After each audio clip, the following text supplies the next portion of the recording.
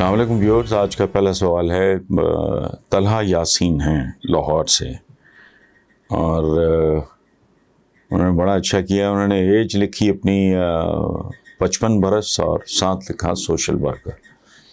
سوال ان کا بہت لمبا ہے، جس کی سمری خلاصہ آپ یوں سمجھ لیں گے. جو جہانگیر ترین صاحب کا جو گروپ تھا اس کو منانے کی کوشش کی جا رہی ہے، اور تو کیا اس گروپ کے ختم ہونے سے تحریک انصاف کے سیاسی ڈھانچے میں کوئی تبدیلی آئے گی وغیرہ وغیرہ اس طرح کا. طلحہ یاسین صاحب، پہلی بات تو یہ ہے کہ بڑی پولیٹیکل پارٹیز میں، اب جو ننھی منی پارٹی ہوگی اس میں تو کیا گنجی نہ آئے گی، کیا نچوڑے گی کیا.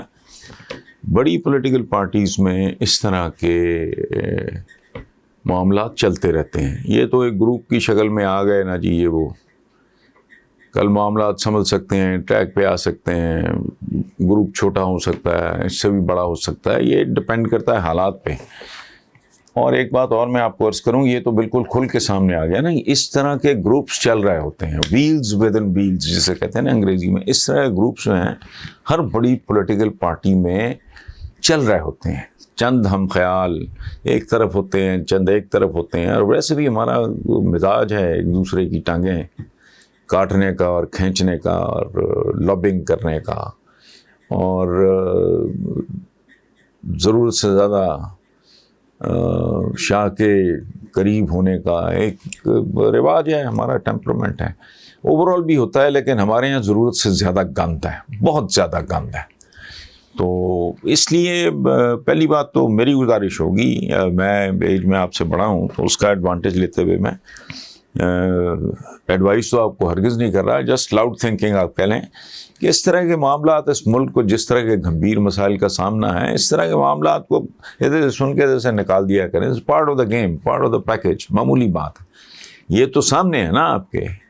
اس طرح کے پتہ نہیں 5-7 گروپس ہوں گے، پتہ نہیں مجھے تو پتہ بھی ہے، بنے ہوئے ہیں، وارداتی اپنی اپنی جگہ پہ لگے ہوئے ہیں، وہ ہر طرح کا کام کر رہے ہیں. اور یہاں تک کہ یہ عجیب و غریب نفسیات ہیں.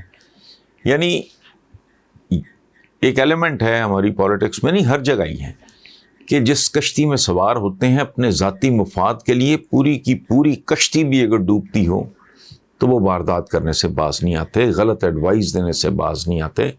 اور ہر ایک کی کوشش ہوتی ہے کہ وہ ٹاپ مین کے نا آئیز اینڈ ایئرز بن جائیں، اس کی آنکھوں، وہ ان کی آنکھوں سے دیکھے معاملات کو، ان کے کانوں سے سنے. تو اس طرح کی ہے صورتحال. Don't take it seriously.